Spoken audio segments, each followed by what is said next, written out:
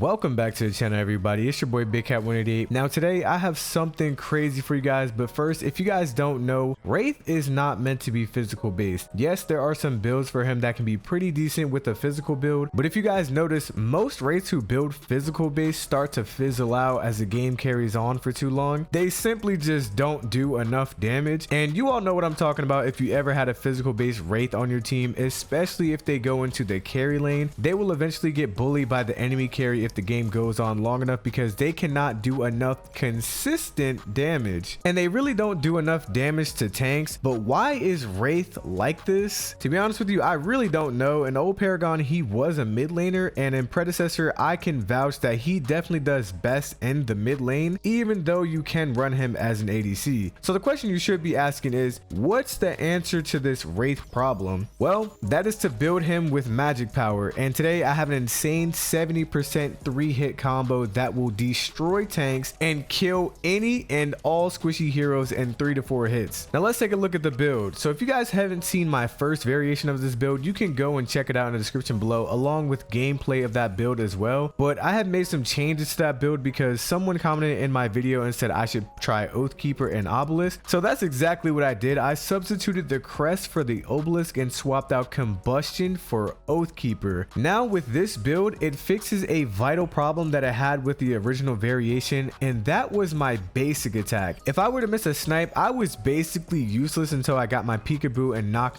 back. It was the only thing that the physical build had over the magic based build, but now that is no longer the case. With Oathkeeper, after using an ability, your next basic attack within 6 seconds deals bonus magical damage on hit based on your magical power and total physical power. Wraith actually gets 96 base physical power even when he's not building any physical damage at all, so Oathkeeper gets a nice little bonus from that. And with the Obelisk crest, every time we activate it and kill a target within 3 seconds after hitting it with a basic attack, we will permanently gain 1 magical power. So if the match lasts a really long time, you will just keep getting stronger and stronger. Also with the Obelisk, your next basic attack will deal 70 times 15% of your magical power plus 12 per soul stack that you have accumulated. So you can imagine how hard we will hit with Oathkeeper and Obelisk at the same time. Now let me show you guys what this all looks like. So I'm here in the jungle practice. If we look at the steel bot right now and I hit him with a regular basic attack,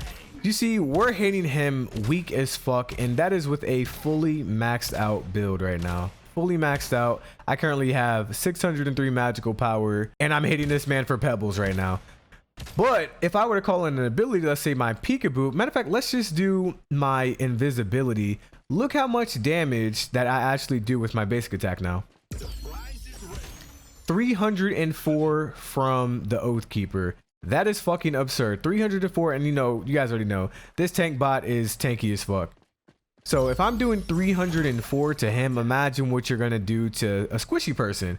And I actually have gameplay of that.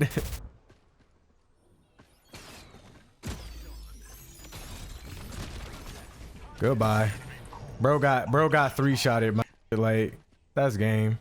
So you guys see what the basic attack does when we just call in a regular ability. Does not matter. It's going to hit after that 1.5 second cooldown.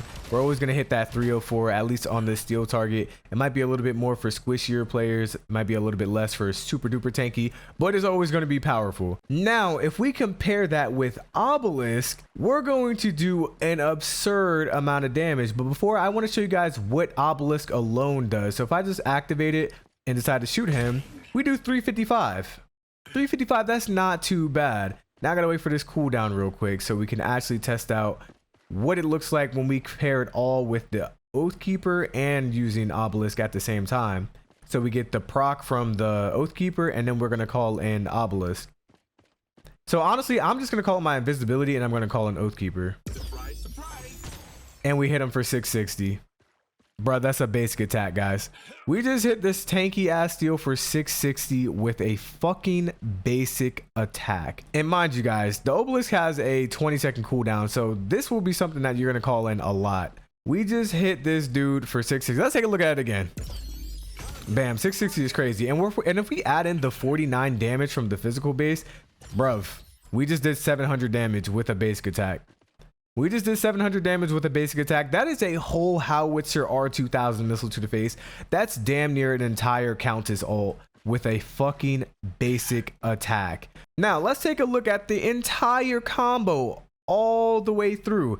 Now, just to recap, the old and original combo, basically all we did was just call in, you know, peekaboo into knock knock, and it just takes away half his health. It still, as you can see, does that same exact shit. It takes away about half his health. Why is that, you might ask?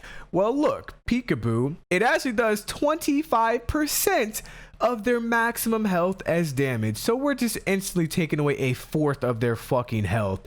On top of that, we still have Oblivion Crown. So when the Oblivion Crown procs, that's an additional 10%. Doesn't even matter what ability we call in. It's still going to be an additional 10% of their current health.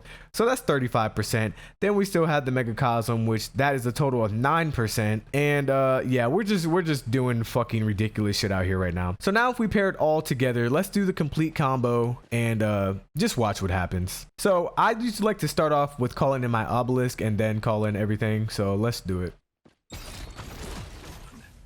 Bruh. That's fucking insane. Like, we basically just did well over, like, what is that, like 2,500 damage in 3 hits? You're not surviving that. Nobody's surviving that. A squishy's not surviving that. It doesn't matter what happens. You cannot survive that. You just can't, man. You really just can't. Let's check it out one more time. But this time we're going to do the secret build. We're going to call it in right before. And that's even more damage. What I basically did right there was waited for the cooldown of Oblivion Crown and called in my peekaboo right before it procced, so I could get the knock knock calling in the Oblivion Crown to get even more damage basically. This is the entire build, and mind you, you probably will get more stacks with Obelisk. I just figured a normal game that doesn't go on the entire time, you could get a solid 20 to 30 Obelisk stacks. Along with that, I don't even have the intellect tonic. Let's go put on the intellect tonic. And we also don't have Orb Prime. So imagine if you had all of these things going, you might fuck around in 1-shot, 2-shot, a tank. Who knows? You're definitely going to 2-shot a squishy. Like, honestly, squishies are irrelevant at this point. Let's go ahead and put on the intellect tonic. We now have 660 magical power. Let's take a look at what this build does. I wasn't even looking at the numbers. You guys can go back and check out what the numbers are. But this is honestly just ridiculous at this point. But let's take a look at the build.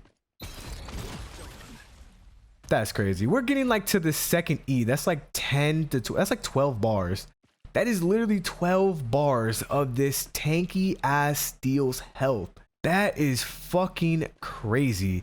There's really nothing else I can say, man. The build is just busted. If you guys aren't using it, just fucking use it. Like, stop building that physical shit. Get out of here. Go try the build. It's your boy Big Cat 188. Like and subscribe, and I'm out. Peace.